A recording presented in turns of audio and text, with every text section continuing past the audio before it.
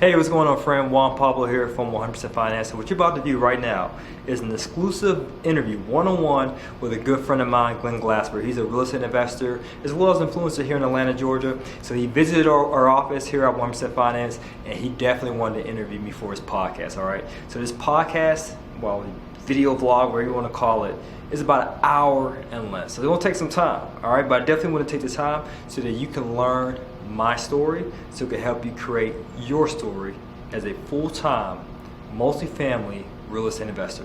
Stay tuned. With me, the man, the myth, the legend, Mr. Juan Pablo. Thanks for having me. The people's mentor. Yes, sir. What's up, guys? So guys, anybody that's watching, go ahead and share it in your news feed, share it in the groups. If you got questions, be sure to go ahead and ask your questions.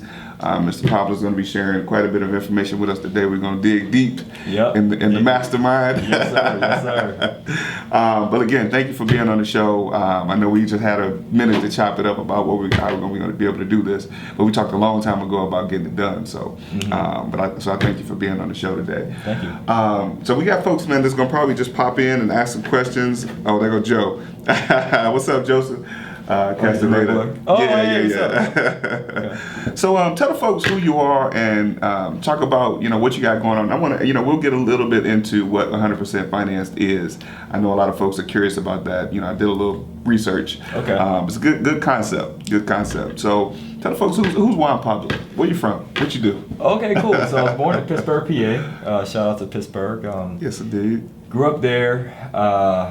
Single parent household. And we ended up relocating to Atlanta when I was about 10 years old. Oh, right? Okay. And so I still consider myself a Georgia boy. Okay. A Georgia boy, right? So grew up here, ended up going to school in University of Georgia. Once graduating college, I had a difficult time landing employment, mainly because of my credit, right? So I paid myself through college.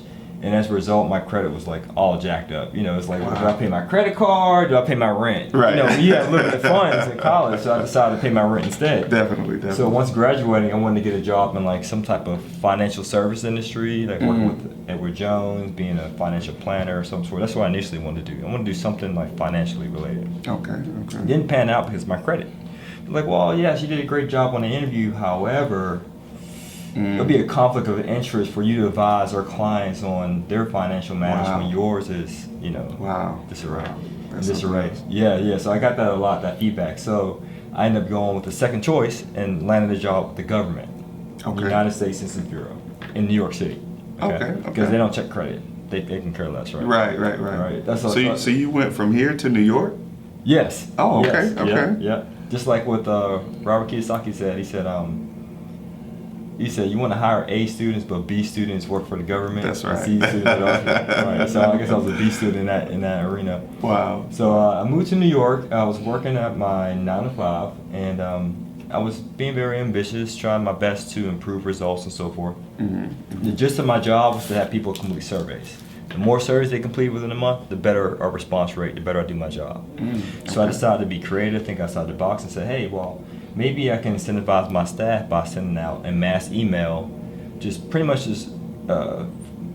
advertising a contest. Whoever completes the most surveys in a month, you get lunch on me and a certificate of appreciation. Wow. Sent the email out within 7 days.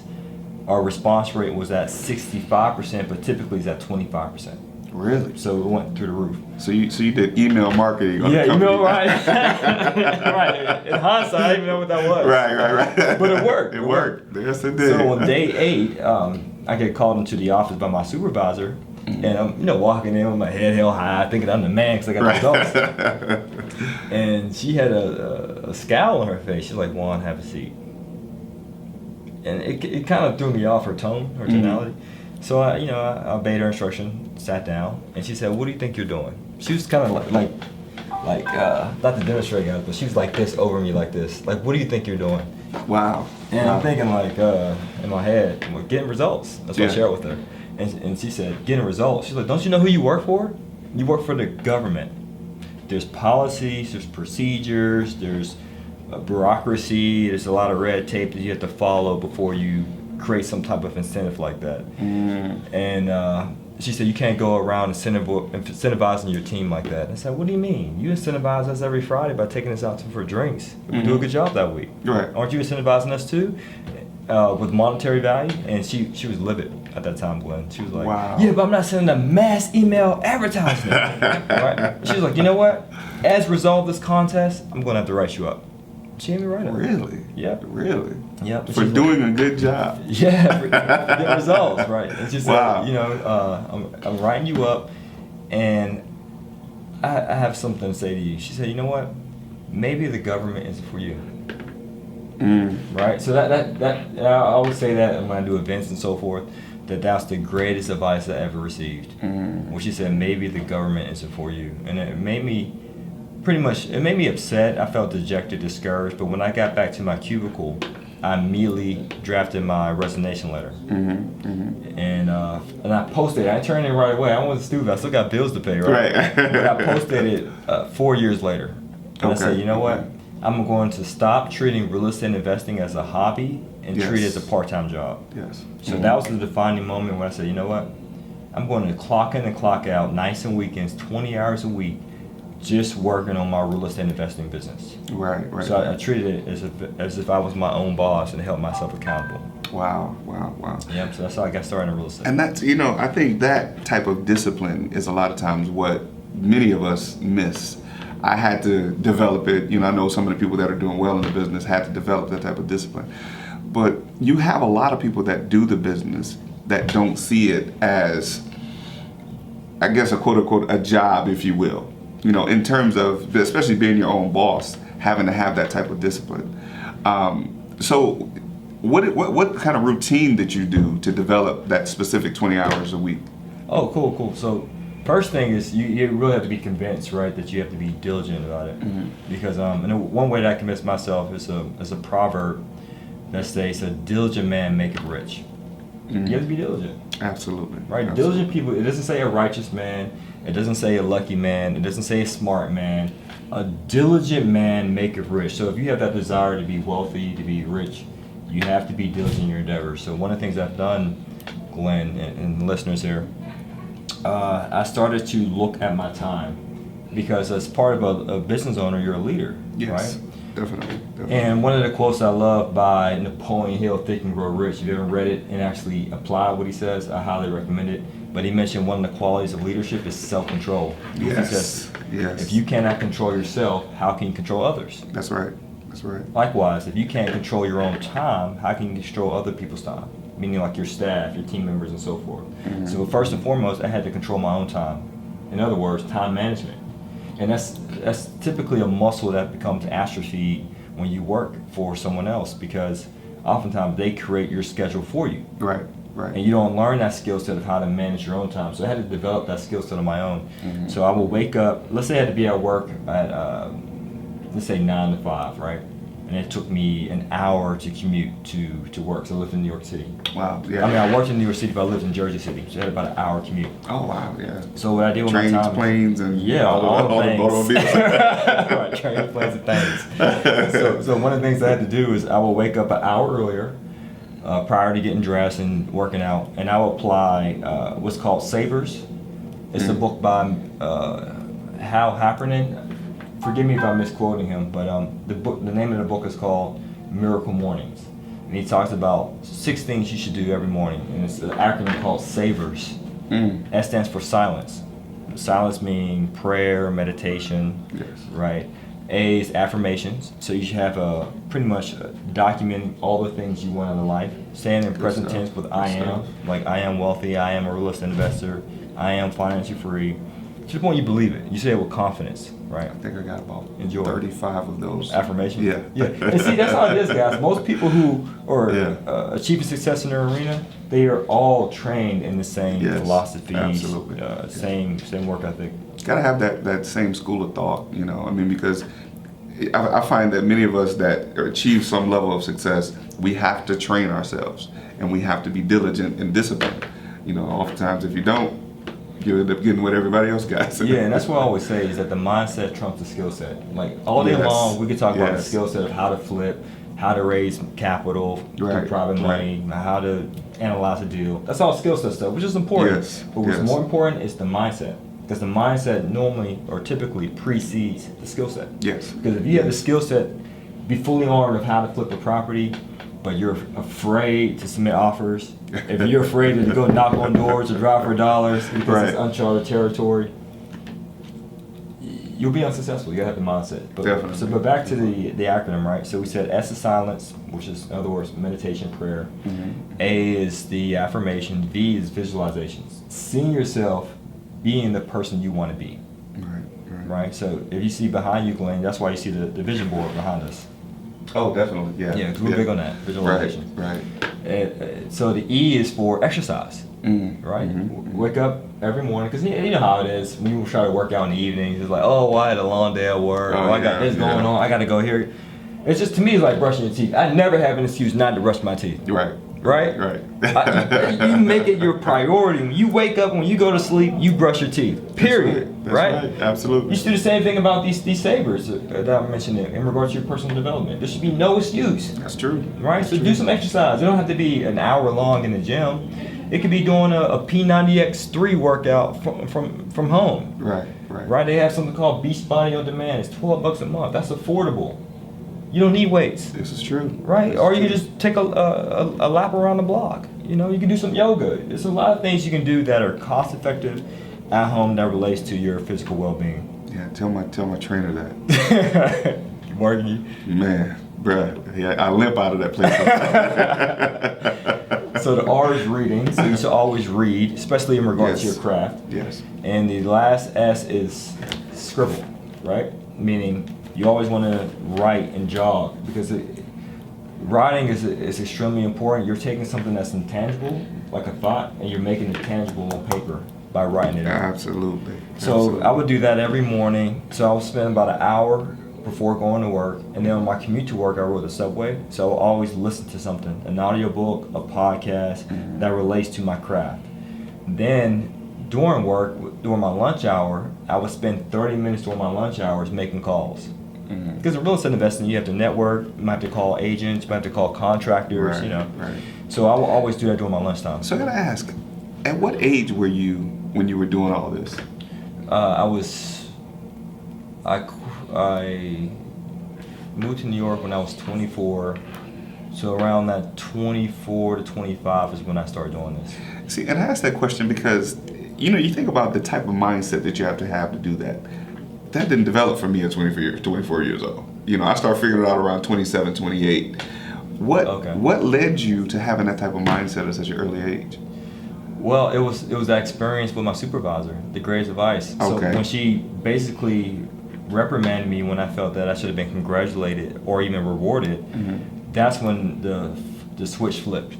But I've always been entrepreneurial growing up, trying to sell candy, knock on doors, cut people's grass. I was trying to sell, make money. I didn't like being poor. I remember this one time my mom shared a story with me. I don't remember it too much, but we were taking a drive somewhere. It was my mother, her boyfriend at the time, and my other two siblings. And I'm in the back seat, just looking out the window, and they're laughing and joking, and I'm just ignoring them. So my mom asks, "What's my problem?" And the reason why she asked that is because they were joking about their state of poverty. Some people that are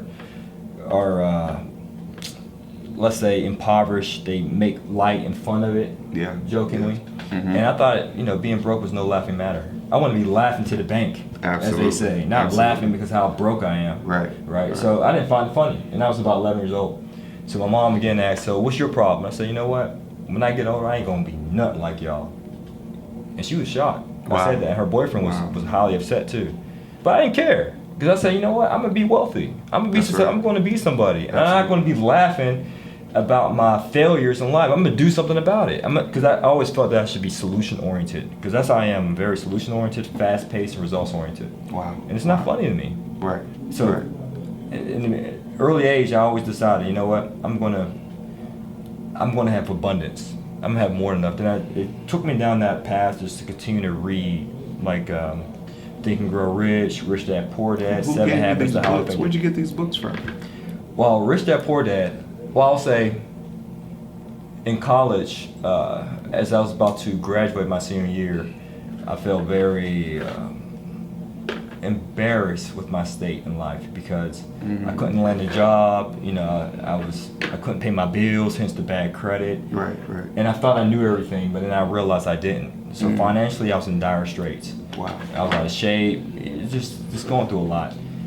And I remember this one young lady, just a platonic relationship, but she used to say, "Hey, Juan, you should come to church with me on Saturday. On Sunday, you should come to church." I'm like, "No, man, I hang out on Saturday night, Right. man. What do you think? I'm in downtown. You go to no church? Yeah, I'm about to turn up. What do I look like going to church the next morning?" Right. So she used to say that to me often, and it finally just hit me, just her being persistent. I said, you know what I got to lose? Right. I can miss one Saturday of hanging out and go to church. So I go to church, and I get introduced to the youth pastor. And he started talking about Christianity, and he said that, what do you think is one of the markings of Christianity? I'm like, I don't know, bro. Like, he asked me a question, you know, I don't have the answer. How am I supposed to know that? Right. And he's like, well, being familiar with the words of Christ. How can you say you're a Christian and you don't know the words of Christ? Because Christ is in the word Christianity. Right. So I said, okay. I said, but I really can't understand it. I don't understand the thou art and thou shalt and brethren and all that jazz, right? In the King James Version. And he's like, Juan, you do realize there's multiple versions of the Bible that you can digest. Yes. Right? So he said, hey, this is what we're going to do. We're going to walk to the bookstore and I'm going to buy you the New International Version of the Bible. And he said, what I want you to do, I'm going to give you one assignment. I want you to spend this month reading the Gospels, because the Gospels are about the life of Jesus. But start with the book of Mark, because Mark is the shortest Gospel, so you have no excuse. Yes. He said, all you got to do is just read a few pages a day. Spend about 5-10 minutes a day. So I started reading that, and then my mindset began to become challenged, because you get taught growing up, you know, if someone punches you, but hit them back. You understand? But Jesus would say, if someone strikes you on one cheek, turn to them the other cheek. Yes. You know, do good to those who hate you. I started to learn more about love and forgiveness, and that what character is doing unto others what you are supposed to do unto them instead of how they treat you. Meaning, even if you're not around, I'm still going to do right by you, and I'm still going to speak love and peace over you, even if you spitefully use me. That's a totally different philosophy, right? Yes. So my philosophies about relationships, about finances began to change because I started reading Mark, then Luke, then John, then all the New Testament. Then I started reading Proverbs, and I still read Proverbs as of today. Every chapter, there's 31 days in a month. So today's the 23rd. I read Proverbs 23, right? And I take notes on what I read. That's the scribbling part I mentioned from the Savers. Wow. So then you begin to brainwash yourself, and that's why I say a lot. You have to brainwash yourself for success. Yes. You should read everything there is to read that relates to success, whether, depending on your religion, you know, whether it's faith-based, like the Bible, for example, type of reading. Read about your craft, if it's about real estate investing, buying whole, flipping wholesale. Read about business, because many people aren't aware that as a real estate investor, you're a business person. That's right. So you gotta learn business skills. You gotta learn soft skills as well, because most people aren't aware that, I need to learn certain skills like sales. So I did an event, right? This past Thursday. It was at the Mastermind, and I was sharing with them a story about how one time I was doing an event about negotiating seller financing on a deal at the following terms: 5% interest rate, amortized over 10 years, and with a balloon payment in 5. Right. So if it sounds like Chinese, just watch this over and over. Right. Do some research. It'll make sense. But these were the terms I was negotiating, and I had one event attendee stand up and being very just crass about it. He said, "Hey Juan, you can't negotiate that." I was like, "What do you mean?" He's like, "Well, why on earth would a seller give you financing for a property you're about to buy and only accept a 5% interest rate? That's extremely low. That doesn't make sense." I said, "Okay, that's fair." I said, "But I have a question for you. Have you ever taken a course on negotiations?" I'm sure the answer was no. The answer was no. It was a blank stare. Right. I said, right, so the only reason why you can't negotiate it because you never took any type of training, read any material on negotiations. Right. So that goes back to where I said about you have to learn many different things: personal development, your spiritual aspect, financial aspect, about your craft, about business skills, soft skills.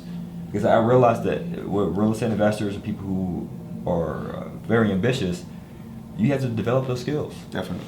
Yeah. One of the books that changed my whole philosophy of a lot of things is, I mean, many of them did, but the one book is How to Win Friends and Influence People. Dale Carnegie. Yes. And I got to tell you, like years ago, I read the book Don't Sweat the Small Stuff, and it's all small stuff. And that changed my way of thinking. Write that down. Yeah, you got to check that one out. And I was like, wow, all the stuff that a lot of, because, you know, growing up, I grew up, you know, in the hood. Mm-hmm. And I had this idea of everybody's against me. You know, you grew up around used to people trying to take stuff from you. And I have read that book, Don't Sweat the Small Stuff, and it's all small stuff. And I said, wow, there's ways to understand people. Having a conversation is one person talking, one person listening. It actually says that in the book. And I was like, wow, so people that argue can never hear each other because they're not paying attention to what the other person is saying. That's 7 Habits of Highly Effective People. See first to understand. Exactly. And to be understood. Exactly. But a fool is always trying to seek to be understood. Be understood. Yes. Yes. That's in Proverbs. Right? That's in the Proverbs. I was gonna say. You see that synergy? Right. I mean, you gotta be on your reading. Just like negotiating. That's one of the things I learned. So a lot of times it's just asking. Most times people feel that ask is just crazy. Like, why would somebody give you 5%? Like I negotiated a deal on buying a Philly Connection long time ago. Philly Connection restaurant. Oh yeah, franchise. Called up the broker, told the broker, I said, I want to buy the restaurant. It's $100,000. I told her, I said, I want to negotiate 100% financing, and I pay them 10% per month.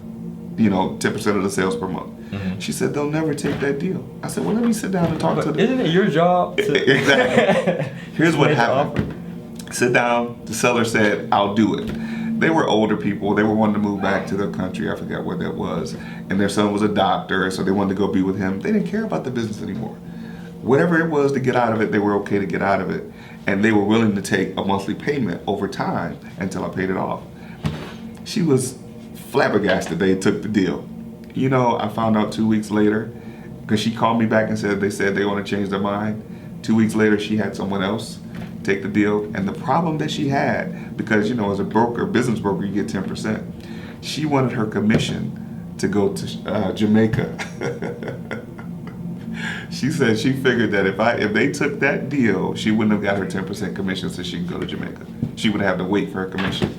And where she was wrong is because as an agent, you have a fiduciary responsibility to your client. Yes. So in other words, you have to do what's in their best interest. Absolutely. And that's why it's important to be armed with that knowledge, because as an investor, you can challenge that agent. Yes. Right? And even challenge their practice, because they're not following what the real estate commission tells them to do. Right. Well, she felt that it was in their best interest to take a better deal than the one that I gave.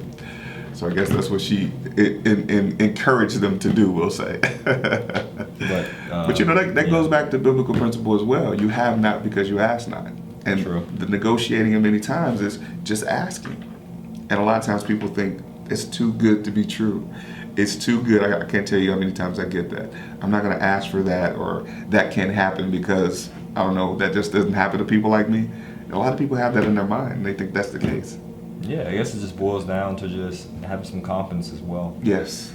Yes. Yeah. Yes. It says too, the righteous are bold as lions. Like, be bold. Yes. If they shoot you down, who cares, right? It's an abundance mentality. Right. Where if someone rejects this offer, okay, no worries. There's another person who'd be willing to accept it. Absolutely. Absolutely. Yeah. So, man, listen, I like where we're going with this. It's fun. It's fun. This is great stuff. But I want to tell the folks about, let's talk about 100% finance. How did that come about? I know, I learned a little bit about your story. Tell the folks how you came up with 100% finance. Okay. So, going back to the advice I received from a previous employer about, hey, maybe you shouldn't do the government thing, do your own thing, what have you. So I took it to heart and I started buying properties, right? Mm-hmm. So as I started buying properties using my own savings, I realized in order to keep this trend to buying properties to quit my job in 4 years, I have to scrimp and save on a ramen noodle diet, eating Hot Pockets, not hanging out, no Redbox, no Netflix, no movies, none of that. Just straight scrimping and saving. Mm-hmm. And so I would buy properties, but it was so slow. And I realized, being forward thinking, at this pace, I will never be able to quit my job within 4 years. Wow.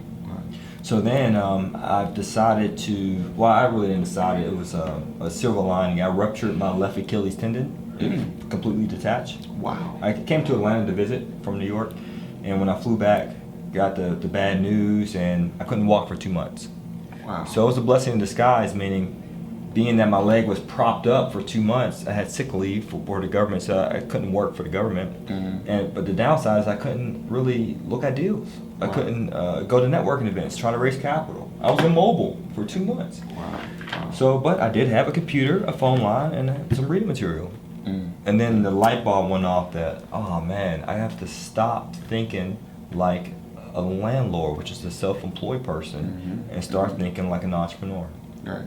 A landlord sweeps the floor, changes locks, posts notice, shows up to court, Yes. knocks on the door asking for rent, advertises the unit, does the whole 9 yards, right? But entrepreneur, okay, I need to set up teams. I need a contractor to do this. I need a property manager to do that. I might need an attorney for court purposes, what have you.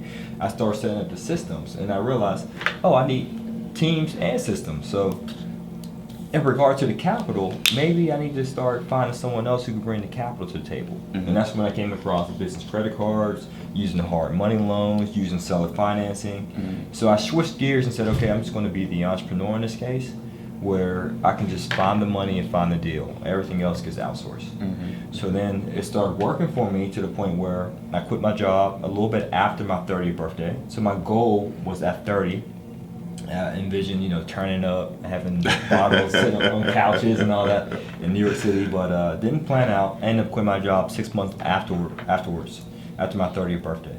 So near, exiting the rat race, a lot of my friends that I networked with, by the time, I'm walking fine, my leg is healed, they kept asking me out, hey, let's go hang out, have a drink, let's get some coffee, and they will come with a pen and pad. I just thought it was peculiar. If we're hanging out and we're buddies, why are you bringing a pen and pad? And they will ask me, so how were you able to get business credit? Hey, how were you able to get that collection removed off your credit report? Hey, how were you able to buy a multifamily property out of state? And I realized these guys are using me, right? So I'm gonna use them too. So I had 4 of these friends in New York. Shout out to New York City too. Rich Dad NYC, if you're in the New York area, it's a great networking event. It's free. I used to go there consistently. They have a meeting once a month, so I went there just to learn a lot of stuff and network. So it was 4 of those guys, right? I said, okay, this is what I'll do. I'll answer your questions under one condition. You have to write 10 questions down and be detailed. So I realized the 4 people who adhered to those instructions, they all had similar questions. So I took their questions and I wrote an ebook, a Word document.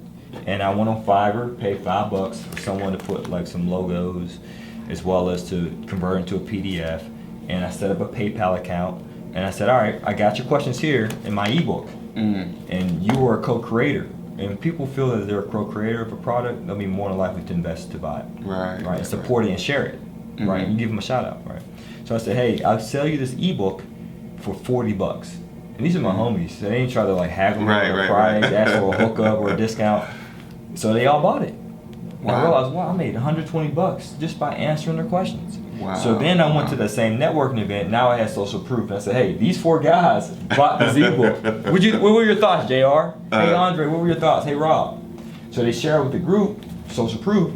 Now many people in that networking group bought it. So then I had a smartphone, and I decided, hey, I might as well just share this information on YouTube. Right? Because even though I wrote the ebook, I wasn't a big fan of writing or any other form of communication. My main thing is I just rather just speak. It's easy. Set up a camera and just go off the top. That's how I prefer. Your communication style may be different, but that's what worked for me. And so that was the beginning stages of 100% Finance. Just pretty much giving value to people that I knew, and then just keep leveraging, keep increasing it. Okay, my homeboys, networking group, let's share with the masses via YouTube. And then people just began to share it. So we never paid for ads. So we've always done organic. Organic traffic. Good stuff. So now 100% Finance now is a business. Yes, right? It is. So what happens? What does 100% Finance offer? What do you do? Oh, great question. So we help real estate investors find the money and find the deal so they can quit their 9 to 5. That's pretty much the elevator pitch, right? Yeah. Finding the money meaning, okay, do you need assistance with down payment? Do you need assistance with closing costs, soft costs, even reserves? We can help you with that with some of our financial products such as business credit, right, or business line of credit. Or do you need help with negotiating the seller financing? You have getting mortgages? We can help you find the money.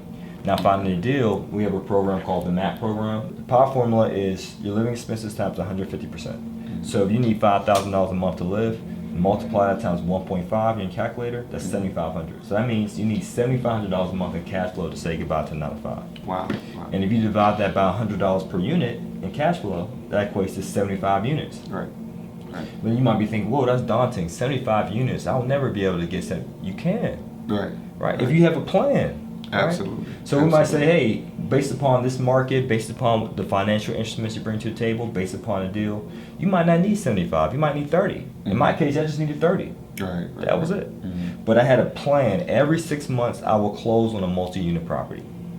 And that's easy to do when you have a 9 to 5. That's all I did. Every 6 months, for 4 years, close on a property. So what if they have what if I have bad credit? My credit is bad, and I only make $50,000 a year on my job. What do I do then? Okay, that's a great question. So to me, it's similar to I always call it the road to financial freedom. If you have a road trip, right, between this is your big starting point, bad credit. Let's say you're at 400, and this is the end goal, right? Your end destination. This is the 800, 720 FICO score. On this road to financial freedom, this is your vehicle.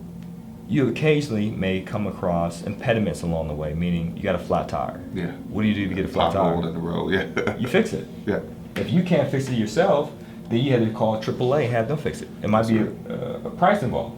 Likewise, if you're going on this road to financial freedom and you realize, oh man, I can't get qualified for financing because of my credit, then fix it, right? Either you fix it yourself, you change that tire yourself, or you move forward with hiring someone else to fix it for you.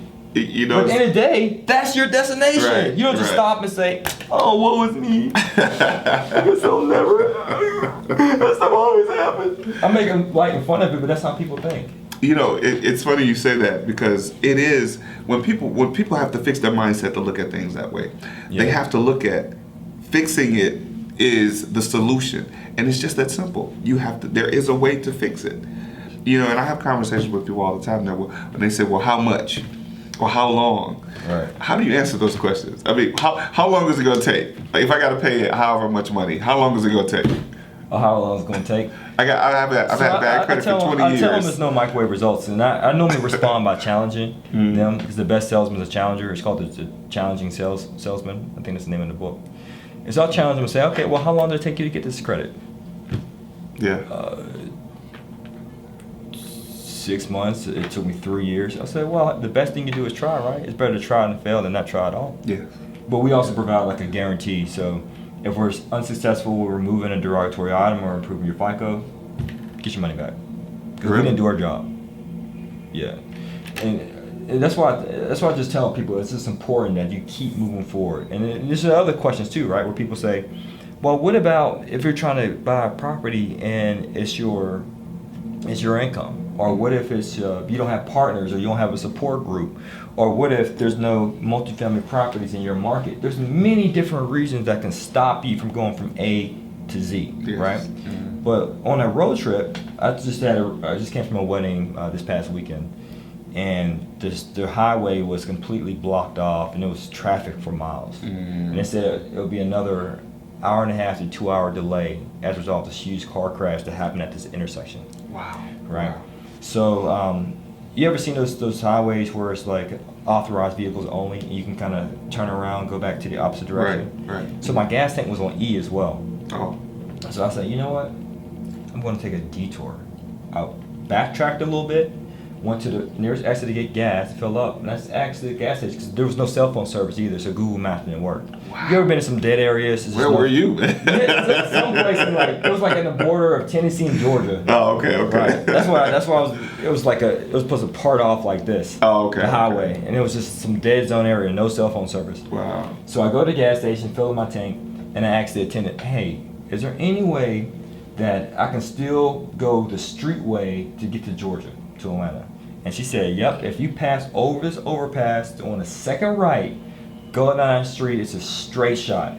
I follow her instructions, and then within 30 minutes, got my cell phone service back, and then I was able to get back on the highway because it was after that roadblock was there. So that's just a lesson learned that during your path to financial freedom, there's always going to be impediments. There's always going to be constraints. There's always going to be roadblocks. Yes. But if you're a winner, you might have to backtrack like I did. Oh, I need to go back a few exits. Yeah. And I might need to seek counsel, mentorship. I talked to the person who's familiar with this area, the gas station attendant, and ask them for advice. Wow. So you might have to do the same thing. This stuff is not rocket science. It's all mindset driven. Wow. And how you are with anything is how you are with everything. So if I'm like this with just, I ain't going to waste my time with all these thousands of people sitting here. I'm going to make a detour. Yeah. I might lose some traction, but it allowed me to readjust so that way I have a smooth path going to my destination. And that's what I did. Wow. So you got to do the same thing with your own life, guys. This stuff is not rocket science. Good stuff, man. Good stuff. And that's the thing that you have to, like when I talk to people about, first thing I talk is mindset. When you fix it in your mind that you're going to win come hell or high water, even being in a situation like that where you're stuck in traffic, you always will do what you gas, can. No cell phone service. Yeah. Wow. Our car's about to shut off. Everything's stacked I was against you. desperate. I was desperate, yeah. And it's funny you say that, using the word desperate. You were desperate in a situation that you couldn't really control. You couldn't control the traffic. Correct. I mean, you're out of gas, but the desperation in you said that I have to do something.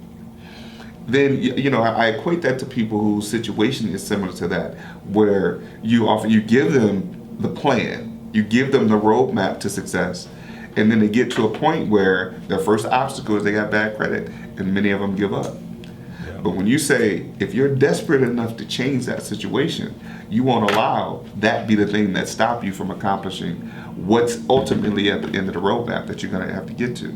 Yeah, and that's the beauty of one quote that I love, and I live my life by this, is limitations the birthplace of creativity. Wow. If you're not faced with limitations, what will force you to be creative? But the thing is, you don't have to accept those limitations. This is true. This is true. And many people say, oh, it's my skin color, it's my age, it's my gender, the education or the lack thereof, it's my upbringing, my parents didn't love me. All these things are just impediments, constraints, roadblocks that are hindering you, but they're all mental. Absolutely. But you should use those limitations or use those disadvantages to your advantage. I like the quote by Napoleon Hill where he says, the only limitations to the minds are those that we acknowledge. Yep. That's true. And we place those limitations on ourselves. We think about all of the ways that things can go wrong, and 90% of them never go that way. And that's the thing that most people don't allow themselves to get beyond those roadblocks and obstacles that they see in their way. So that's great information, man. Yeah. So. Shout out to Tennessee, Georgia borderline without that experience. That's a great lesson. That's a great lesson. I always say either I win or I learn, but I never lose. There you go. Yeah. So, your program. So will you help people with credit if they need to get their credit in order? Yes. To get the financing. Mm-hmm. Okay. Yeah, because we tend to focus on getting your credit fixed to the point you qualify for financing. So I always gotta say, you don't need to have that beautiful credit where it's a 800 plus FICO score. Mm-hmm. We want to get you to the point where, hey, you're at a 680 right now, it's time to move forward with funding. Definitely. Right? Yeah. As long as we just knock the few things that are preventing you from moving forward, you don't need to have perfect, pretty, excellent credit. Right? Mm-hmm. Just get to that point. And that's how I learned the lesson the hard way. Because I thought initially I had to pay down all of my debt, which I did after graduating college. I paid off $23,000 worth of debt in 2 years, making $39,000 a year because I was reinvesting my earnings, living very frugally, and plus I got a lease option as my first deal. So the cash flow I received from the lease option, I paid off my debt. Wow. But I shouldn't have paid it all down. I should have paid it down to 30%. Wow. Yeah. As long as your debt to credit ratio is 30%, most lenders will approve you. Definitely. Ignorant of other factors, of course, but I'm just saying from that standpoint, debt utilization standpoint, 30%. But I paid it down to 0. Make that a little more plain for some of the folks that are watching. when you talk about debt utilization and paying it down, how does that play a factor in what your credit score is? How does that help? Oh, well, it pigs back to what you mentioned earlier about desperation, right? When you have a lot of hard inquiries, if you have a lot of credit charged to a particular credit card, that's a revolving account, you look thirsty to the banks. And I don't say this at my bench, right? I say, ladies, let's say, for example, you have a guy who's tall, dark, and handsome. How many guys would like to engage in some sort of relationship with him? It could be a friendship, it could be a physical, whatever it is. And they'll say, well, yeah, I might consider it. I say, okay, now keep your hands raised. Tall. Now, what about if you got some money? They're like, oh yeah, you got money too. You tall, dark, handsome, you got some money. Both hands is like way up, right? And I said, all right, now this is the next thing. He always calling you, texting you, email you, where you at, who you with, what you doing, what, so on. Then you see their hands go down. I said, hold on. You said you like them because they're tall, dark, handsome, and got money. But being that they're needy and desperate, you don't want a relationship with them. Yeah. I said the banks think the same way. Yeah. You can have even a high FICO score, right? You can have a strong personal financial statement. You can have money in the bank, tall, dark, and handsome with money. But if they see certain things that spell out desperation, meaning you have a high number of inquiries, you have high debt utilization. Yeah. They're thinking, oh, this person is desperate Right. for financing. Oh, this person is thirsty. I don't want a banking relationship with them. Right. It's the same thing. So the key thing is how you look on paper, right? You want to make sure you look as pretty as possible. That's what we say, the Holly Berry credit. Yeah. You know, so fine. All the banks want to holler at you, right? They all want a relationship with you because you look good on paper. Good stuff. So tell me about the book that you wrote. You wrote a couple books, right? Well, one Which was is one? published. Okay. It's published. I have a few ebooks, but one published book. It's called Quit Your Day Job. Got it. Quit Your Day Job is pretty much that blueprint I mentioned to you about the road to financial freedom of quitting your 9 to 5. So it's pretty much a cost-effective way for the newbie investor who wants to actually quit their day job within 4 to 5 years. I teach about wholesaling in there, about credit, about financing, about real estate. So And a lot of the personal development stuff too. 4 to 5 years is too long. What else can I do? Okay, which is great. So that's I'm playing devil's advocate because some people they'll work on their day job for 40 years. Oh yeah, but that's not long. That's not long, right? But working to get to your own place in 5 years, it's like they give up after 2 or 3 years. And I use this example. So back to that road trip from getting A to Z. There's multiple vehicles you can take to get there. It's depending upon your resources. Definitely. Some people may say, hey, I need a van to get there because I need a whole bunch of people with me, meaning I need a lot of partners. Right? Some people say, hey, I got the money, I got the credit, I got the skill set. I'm in a Ferrari, so I can get there in a short amount of time. I don't need to get there. Or some people say, I have a jet. I don't need to take a 14-hour drive from Atlanta to New York City. I can do a jet and get there in 2 hours. Right. So it's depending on your resources, because you might be in that mindset of, hey, I bring the time to the table, meaning I have the know-how, I have the connections, I have the network established. I'm great at project management, where I can coordinate certain things and time management. That's a great skill. But some people may say, I have that, but I don't have the credit, or I don't have the money. So it may take you longer to get there. So my goal was to get all three. I wanted to have the time, the credit, and the money. So that way I was able to get there in 4 years. It just depends on how aggressive you want it. Got it. Because me, I wanted it aggressively. I said, hey, I'm going to spend 20 hours in my spare time. Use your spare time wisely to make yourself wealthy. I'm going to spend 20 hours each week devoted towards this. And I'm going to skip out on vacations, buy new clothes, hanging out. And I did it in 4 years. You might be more aggressive. It's just depending on that person's wherewithal and how risk averse they are. And what resources they have. Good stuff. So the book came about basically of you doing actually what you set out to plan to do, what you plan to do. So is that what you're saying, the blueprint of what's in the book, what you did? Yes. Okay. Yeah, it's the blueprint. And I always say you got to have 2 B's.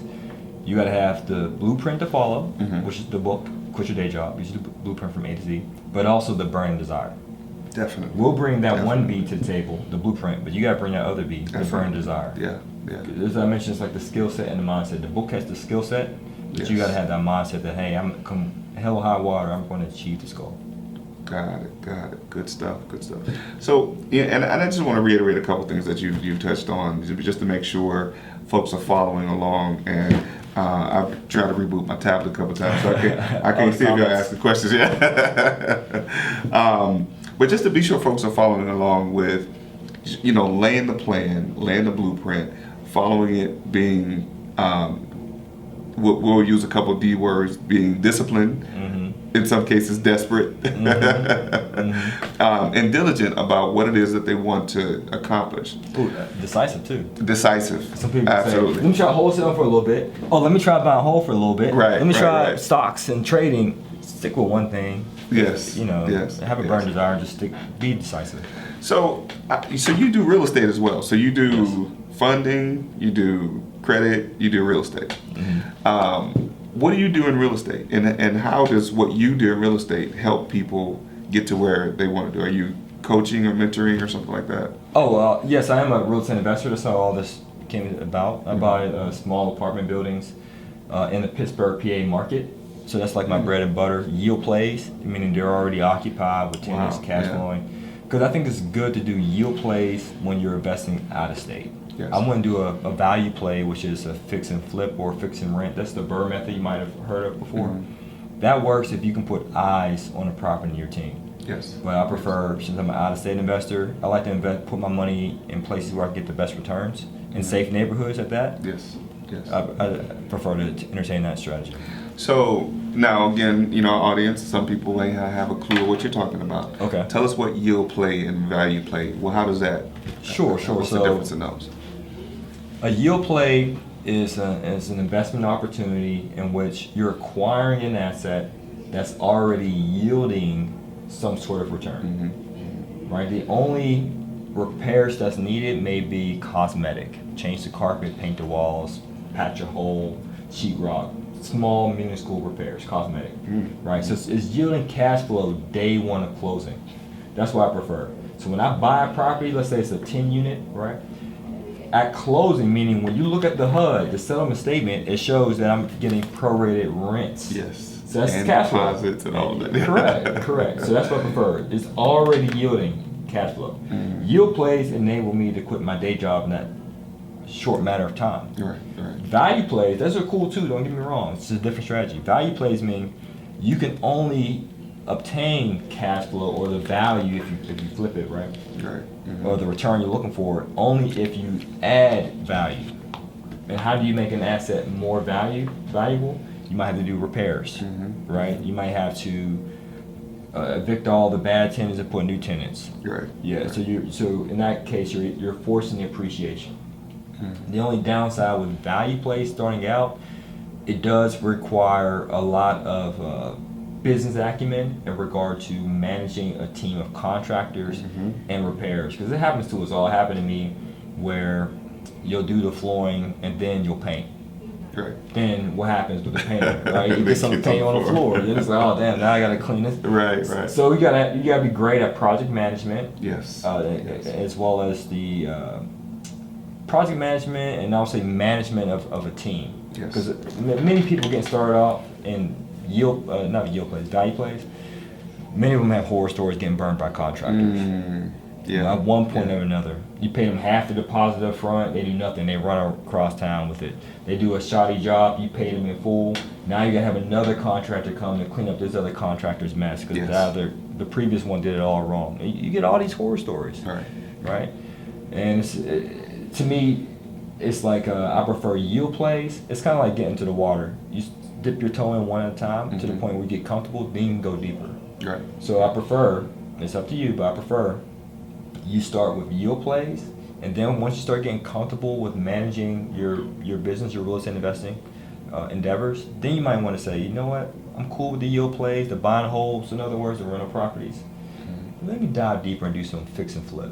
Let me dive deeper and get some fix and rent. Then you will have that business acumen by that point if you do that strategy. Good stuff. So starting out, what should I do? If I'm getting, you land the plan, but I want to kind of make it plain for the folks. So starting out, I got bad credit, I work on my credit, then I look at getting into the yield play of buying properties that are already cash flowing and things like that. Where do I get the money? If I need money, where do I get the money? I know you do the credit and the funding. Yes. How do I get the money to get those properties? Okay, so just to answer the first part, starting out, what you should do, Habakkuk, and book of Habakkuk, I think it's 2, verse 2 through 3, write the vision, make a plan. So whoever sees it will run with it. That's right. That's the first thing. Write the vision, right? See exactly what you want. Your personal financial statement applies to that. Yes. Your creed, meaning if I don't close my first investment property by end of this year, I'd be ashamed of myself. But I won't be ashamed of myself because I have all the resources I need to complete this goal. Absolutely. Your resignation letter, just get the vision all laid out. Then I say the first step after that is finding the money. Mm-hmm. So it's important to seek counsel, right? Right. So I will reach out to a mortgage broker or a mortgage lender and see what options you may have available. Because I couldn't qualify for a commercial mortgage in the beginning, but I was able to qualify for FHA. Good. And then I want to see, okay, if I do FHA, they'll finance 75, they'll do an LTV of 97.5%. Right. So I have to come up with a 3.5% down payment. How can I get this other 3.5% down payment? Then you start thinking, it's like Robert Kiyosaki when he says, don't say I can't afford it, but how can I afford it? How can I afford it? Create a question around it. So how can I afford this down payment? Maybe I can ask my auntie. Maybe I can apply for business credit. You know what? Maybe I could use this grant program in my local community to. You start devising of ways of how you can get the capital. But if you need some resources, you can definitely reach out to us as well. We'll help provide you with a free consultation. I know, Glenn, you have resources as well. But I'll say just shop around, speak with wise people, and you should be able to find the money. Good. Well, this is about you, man. So tell the folks how can they get in contact with you, and how, of course, you have a ton of resources that they can actually tap into. So how can folks reach out to you and get tapped into being 100% financed? Oh, great. You can reach out to 100percentfinance.com. That's our website. We have a ton of resources on there, such as a deal analyzer for you to obtain for free, a letter of intent, the resignation letter I mentioned up earlier, personal financial statement, all the resources you need to get your feet wet in real estate. You can go there, even services as well. You can also find us on YouTube. That's pretty much our biggest following. We have a lot of videos on YouTube, 100% Finance, and that same handle can be used for Instagram and Facebook. Good stuff. So you do a free consultation? Yes. So is it 20 minutes, 30 minutes? About 20 minutes. 20 minutes, okay. Yeah. So in that, should the person come with a plan, or do you give them the plan once they... We give them the plan, but it would be great if they prepare by having a copy of their credit report in advance. That'll be great. That just lets us know that you're pretty much getting off to a good start. Even if you're unaware, just still reach out to us. We'll try our best to help you, because we've been in that same position. And that's the reason why I started the YouTube channel to begin with, because I didn't know what strategy to do first. I heard one guy say, oh, wholesaling is the way. I hear another young lady say, no, lease options is the way. I hear someone else says, no, it's really trading. You need to get on this Forex, bro. Right. You hear that from like so many different people, and you're like, oh, which way do I go?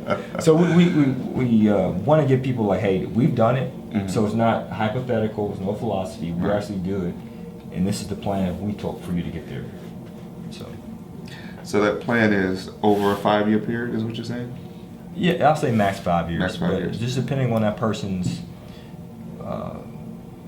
depending on how that person's risk tolerance is, as well as how served they want to be and what resource they bring, it can be much faster. So you mean I got to do something extra in order for me to be rich by next week? You got to do a lot extra. Right. Unless you hit the lottery. Right. If that's the case, let me get a loan. Right.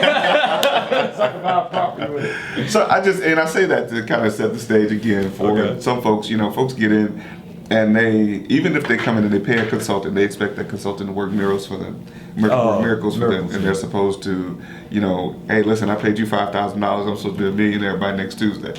Yeah, there's no microwave results. Right. As I mentioned, it's just going from A to Z, right? It could be from Atlanta to New York. You can't expect to just get there in 15 minutes. It's true. Some things do take time, but you have to stay the course. Right. And that's failure, right? Failure is just an indication that there's something faulty with your plans. the corner in Napoleon Hill. So you realize, oh man, I ran into this failure, this impediment, this roadblock. No worries. Go back under the hood and see, okay, what do I need to change to get to that path? Got it. Yeah, and just stay the course. Don't get dismayed because it didn't happen yesterday. You know, have some patience. Absolutely. I think it says that in Proverbs too, that it says what's that verse? I read that thing yesterday.